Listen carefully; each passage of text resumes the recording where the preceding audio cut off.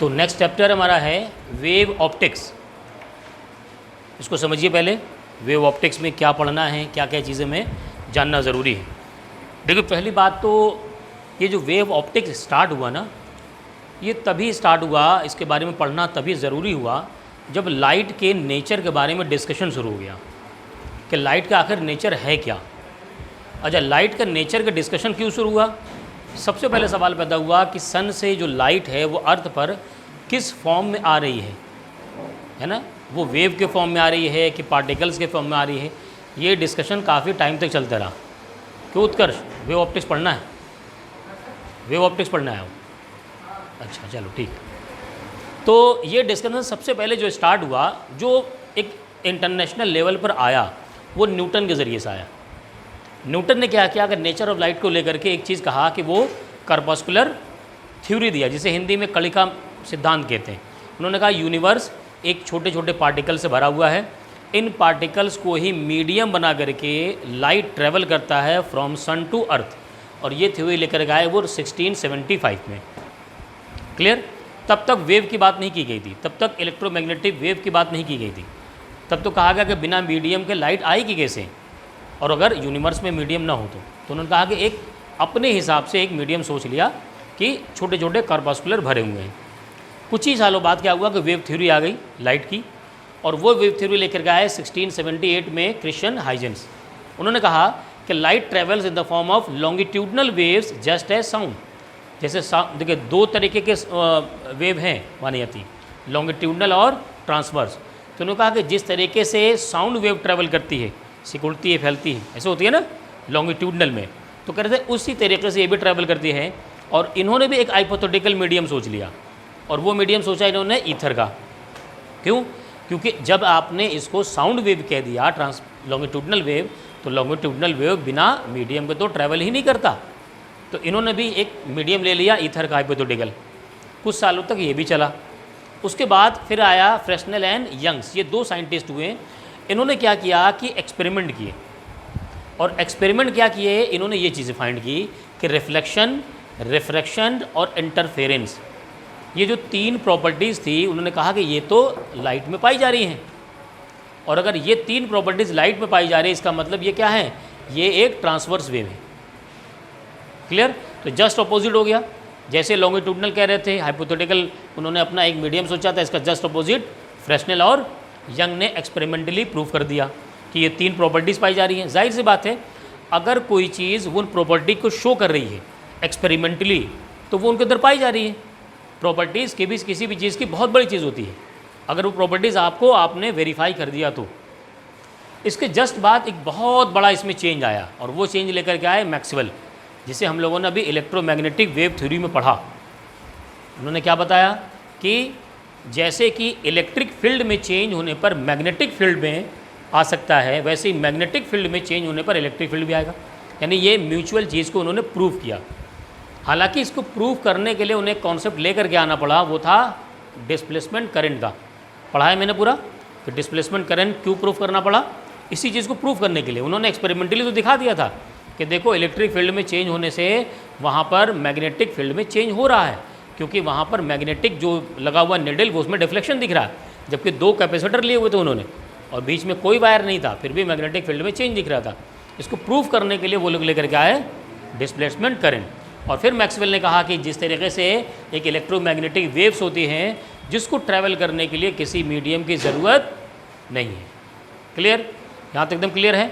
तो मैक्सवेल ने एक बहुत बड़ा रिवोल्यूशन लेकर के आए। अच्छा, मैक्सवेल के बाद एक और बहुत बड़ा रिवोल्यूशन लेकर के आए, प्लैंक्स क्वांटम थ्योरी, जहाँ से क्वांटम मैकेनिक्स समझो स्टार्ट ही है। क्वांटम मैकेनिक्स इन्होंने क्या कहा, इन्होंने कहा कि light travels in the form of small packets in the form of energy, जिसे हम कहते हैं, क्या कहते हैं, फोटोन, जिसकी एनर्जी कितनी होती है, h न्यू। ये तो होता है एक पैकेट एक फोटोन, h न्यू। और इन्होंने ये कहा, अब इसी चीज़ को यूज़ किया है अल्बर्ट आइंस्टाइन ने।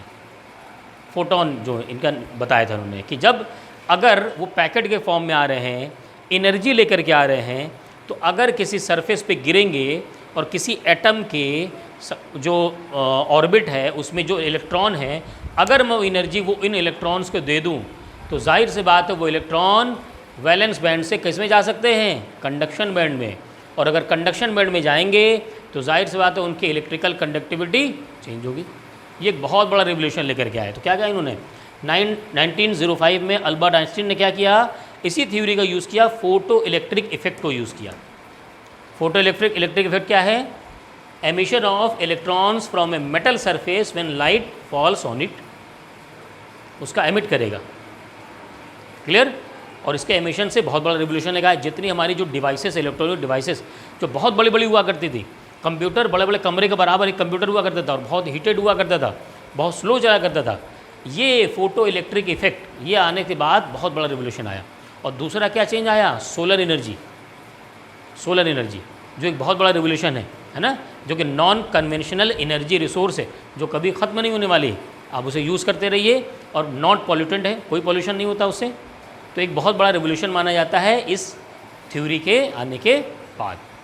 अब इसके बाद हमें तो ये तो एक हिस्ट्री हो गई इसकी, इसके बाद में पढ़ना है इसके बारे में वेव फ्रंट, कि वेव का जो है किस तरीके से ट्रैवल करता है और किस तरीके से वहाँ पर रिफ्लेक्शन होता है, और फर्स्ट लॉ ऑफ रिफ्लेक्शन को हमें प्रूफ करना होता है कि इंसिडेंट एंगल आई और रिफ्लेक्टेड एंगल आर ये दोनों इक्वल होते हैं, है ना। नोट करिए, फिर उसको पढ़ाते हैं।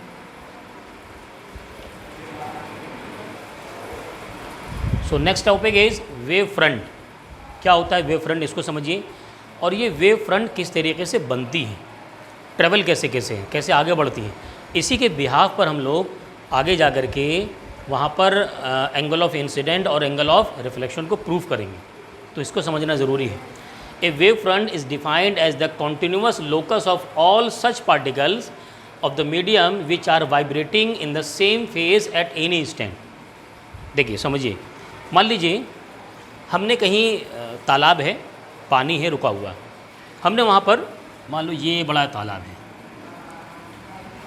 और यहाँ पर हमने कोई एक जो है सॉलिड पार्टिकल फेंका और वो सॉलिड पार्टिकल यहाँ गिरा, तो यहाँ से एक वेव उठेगी, ट्रैवल करेगी। वो जो वेव ट्रैवल करेगी वो अपने चारों तरफ फैलेगी, है ना। तो कभी वेव मान लो यहाँ रही, फिर वो ये वेव यहाँ जाएगी, फिर वो वेव यहाँ जाएगी, यानी वो इस तरीके से इस तरीके से है ना, कि ट्रॉप वगैरह बनती रहेगी, है ना।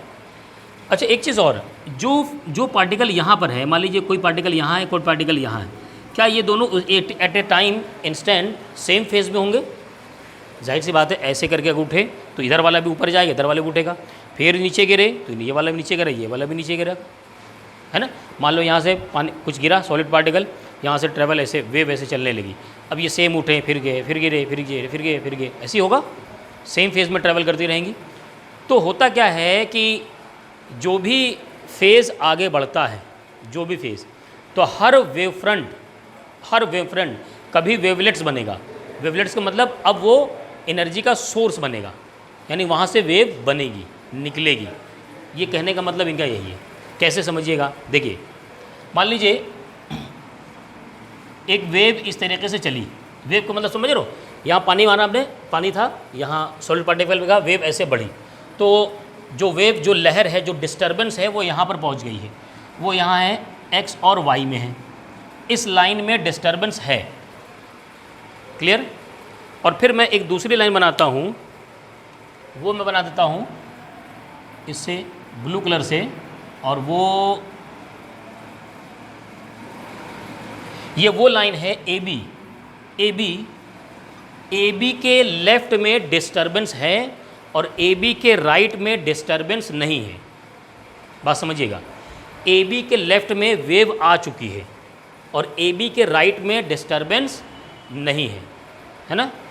अब जब वेव ट्रैवल करेगी तो समझो, मान लो इसमें क्या है, पॉइंट्स हैं, मान लो ये पॉइंट्स है, ये पॉइंट है, ये पॉइंट है, इस तरीके से क्या है, बहुत सारे पॉइंट्स हैं,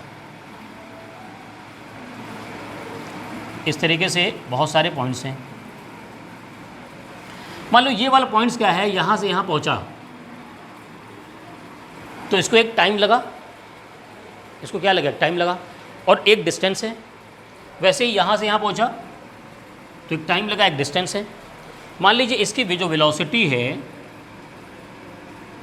वो है c, स्पीड ऑफ लाइट ले लेते हैं, और जो टाइम लगा वो है t। तो डिस्टेंस कितना ट्रैवल कर रहे हैं, ct, और सेम डिस्टेंस ये भी ट्रैवल कर लेगा यहाँ से, सेम डिस्टेंस ये भी ट्रैवल कर लेगा, क्योंकि सेम फेज में चल रहे हैं आगे। वेव ऐसी तो बढ़ती है सेम। ऐसा नहीं कि आपने पत्थर यहाँ मारा, इधर वाली वेव किनारे पहुँच गई, इधर वाली वेव बीच में पहुँची है।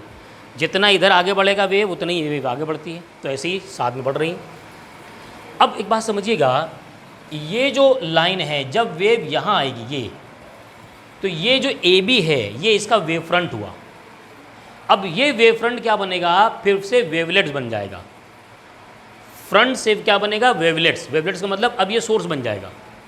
अब ये अपना अलग एनर्जी सोर्स फेंकेगा, अपना अलग वेव बनाएगा, अपना अलग वेव, अपना अलग वेव, अपना अलग वेव। जैसे इसने एक पत्थर फेंका तो एक वेव बनी, फिर यहाँ पत्थर फेंको फिर वेव बनेगी, एक पत्थर और फेंको फिर वेव बनेगी, एक पत्थर और फेंको फिर वेव बनेगी। समझ रहे हैं? अब हर पॉइंट क्या है, जैसे ये पॉइंट है, ये पॉइंट है, ये पॉइंट है, ये पॉइंट्स क्या है, ये अपना अलग अलग चारों तरफ वेव बनाएंगी। और जब वेव बनाएंगी तो क्या ये सर्कुलर वेव बनाएंगी? भाई पत्थर फेंका चारों तरफ, पत्थर फेंका चारों तरफ, पत्थर फेंका चारों तरफ। तो अब वो जो सर्कुलर वो बनाएगी, उसके सर्किल का रेडियस क्या होगा, उस सर्किल का रेडियस क्या होगा? रेडियस उतना ही होगा या डिस्टेंस। भाई जो भी डिस्टेंस ट्रैवल करेगा वो तो सेम डिस्टेंस ट्रैवल करेगा ना। ये तो बात की जा रही है कि सेम फेज में चलेगा। यानी हम जो ये जो डिस्टेंस है ना ct, ये डिस्टेंस ct है, इस ct को रेडियस मान करके एक सर्किल ड्रॉ कर दो। कैसे ड्रॉ कर दो? ये सर्किल और यहाँ से फिर एक सर्किल, फिर एक सर्किल, फिर एक सर्किल, फिर एक सर्किल। ऐसे क्या करेंगे? ऐसे हम बहुत सारे सर्किल ड्रॉ कर देंगे। भाई ये तो मैंने 4-5 पॉइंट लिए, ये तो हज़ारों पॉइंट मिला करके होंगे ना। बात समझ में आ रही? तो क्या होगा यहाँ पर, होगा क्या कि अगर हर सर्किल का आप टेंजेंट मिलाएं, हर सर्किल का आप टेंजेंट मिलाएं, हर सर्किल का आप टेंजेंट मिलाते जाएं, ये इस तरीके से एक लाइन आएगी। ये जो नई लाइन बनी ये है वेव फ्रंट।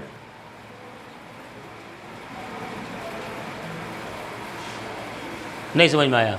सर के ऊपर चला गया लग रहा। ये क्या है? वेवलेट्स। ये जो वेव फ्रंट बना था ना, वेव फ्रंट अब अगले के लिए क्या बन गया? वेवलेट्स बन जाएगा। क्योंकि अब फिर पॉइंट्स पर क्या होगा, फिर सर्किल बनाओगे, फिर सर्किल बनाओगे। जब फिर सर्किल बनाओगे फिर टेंजेंट मिलाओगे, जब फिर टेंजेंट मिलाओगे तो फिर एक वेव फ्रंट बन जाएगा। समझ गए? समझे कि नहीं? जैसे होता है ना कि यार वो पकौड़ी बनते देखा है था, वो उसमें तेल में छानते देखा है। एक पकौड़ी छानो अपना सर्किल बनाती है, एक पकौड़ी डालो दूसरा सर्किल। अरे कुछ भी फ्राई करते हैं, समोसे फ्राई कर रहे हो, चलो समोसा फ्राई करोगे अपना सर्किल, समोसा फ्राई करो अपना सर्किल, समोसा फ्राई करो अपना सर्किल। ये सब समोसे हैं, ये फ्राई हो रहे हैं, अपना सर्किल बना रहे हैं, ये अपना वेव फैला रहे हैं। अब इधर वाले का टेंजेंट मिला दो, वो फ्रंट बन गया। अब ये जो फ्रंट बना है ना, ये आगे भी तो लेके जाएगा, तो फिर ये क्या बनेगा? अब फिर इन पर समोसे छनेंगे, यानी वेवलेट्स बनेंगे, और वेवलेट्स बनेंगे तो फिर सर्किल बनेगा, फिर से वेव फ्रंट आगे बन जाएगा।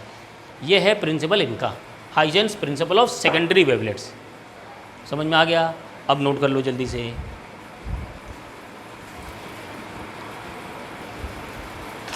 So next is reflection on the basis of wave theory. अब हमें वेव का रिफ्लेक्शन समझना है। इसका रिफ्लेक्शन रे ऑप्टिक्स के रिफ्लेक्शन से एकदम अलग है, पूरी तरह अलग। कैसे समझो? उसमें क्या होता है, मान लो ये है प्लेन, यहाँ पर लाइट आई, ठीक है, ये जो रेड कलर का लाइन है मार्कर, ये है नॉर्मल, उसमें ड्रॉ करते हैं ना। ये लाइन आई इस तरीके से, एंगल ऑफ इंसिडेंस क्या होगा? आई से एंगल ऑफ इंसिडेंस हो गया, और इसी से क्या होगा? रिफ्लेक्ट हो जाएगी। यानी कैसे रिफ्लेक्ट हो जाएगी? इस तरीके से रिफ्लेक्ट हो जाएगी। यही तो होता है। बस हम देखते हैं, एक लाइन आई है, एंगल बनाया, रिफ्लेक्ट होकर के एंगल बना के चली जाएगी। सिंपल होता है। यहाँ ऐसा नहीं है, समझो, यहाँ लाइन ऐसे नहीं आ रही, यहाँ लाइन आ रही है इस तरीके से, इस तरीके से, ये एक लाइन आ रही ऐसे करके, ऐसे करके, देख रहे हो, ये जो रेड कलर की लाइन है ना, यही लाइन आ रही है, ये पीछे से लाइन आ रही। तो जब ये लाइन आएगी, रेड कलर से लिया है ना, ये जो लाइन आएगी, ये इस प्लेन पर इसके पॉइंट्स कितने हैं, नीचे वाला पॉइंट से ऊपर वाला पॉइंट से पूरा ऐसे आ रही है। तो इसका कोई एक एंड नीचे टकरा जाएगा, पहले ये टकरा गया, नीचे वाला टकरा गया, और ऊपर वाला अभी तो वही है ना, नीचे वाला कांटेक्ट बन चुका है, ऊपर वाला कांटेक्ट नहीं बना। ये देखो, ये वाली लाइन पीछे से आई, इसका एक एंड ये है, एक एंड ये है, और ये ऐसे आते आते आते यहाँ टकरा गई। अच्छा, जो नीचे टकराएगी वो तो एक लाइन है, जैसे रे ऑप्टिक्स में रिफ्लेक्शन होता था ना, वैसे ये रिफ्लेक्ट हो जाएगी।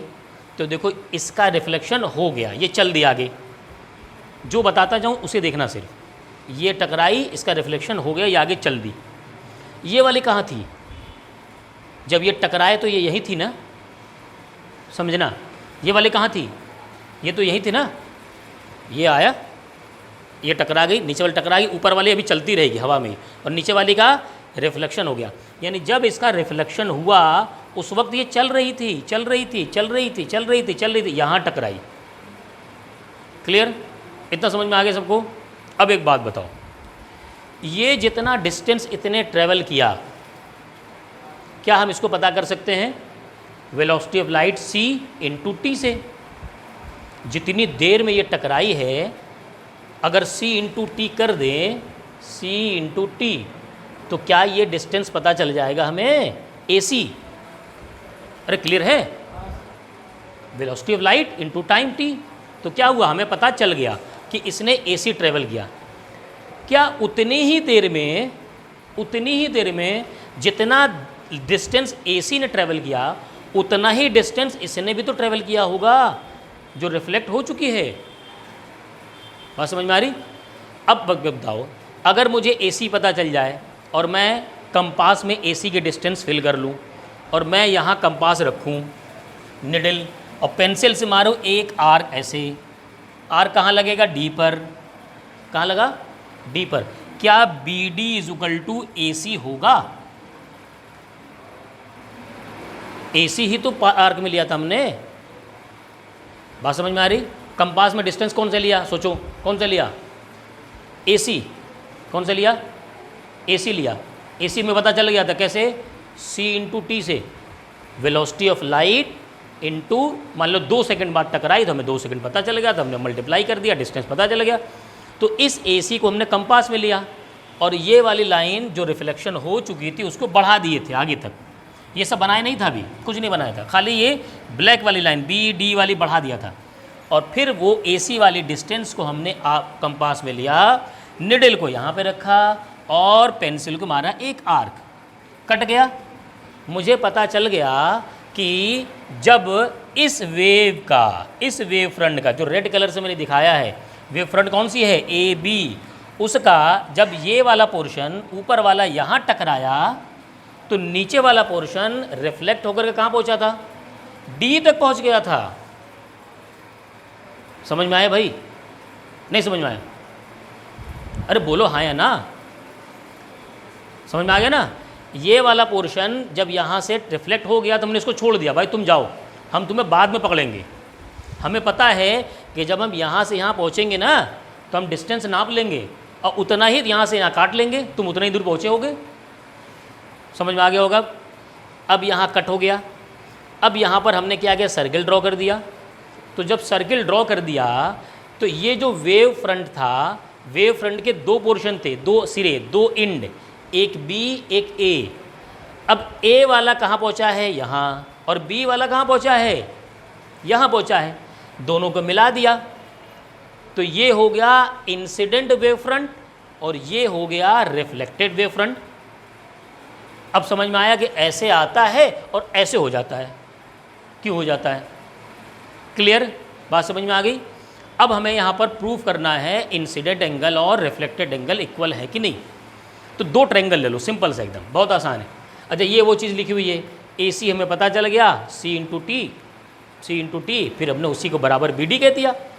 ठीक है, अब एक बात बताओ, यहाँ पर डेल्टा, ये दो वो ले लेते हैं ट्रायंगल ABC, कौन सा है भाई, देखते जाओ, ABC दिख रहा है, ABC, और दूसरा कौन सा है, DCB दिख रहा है।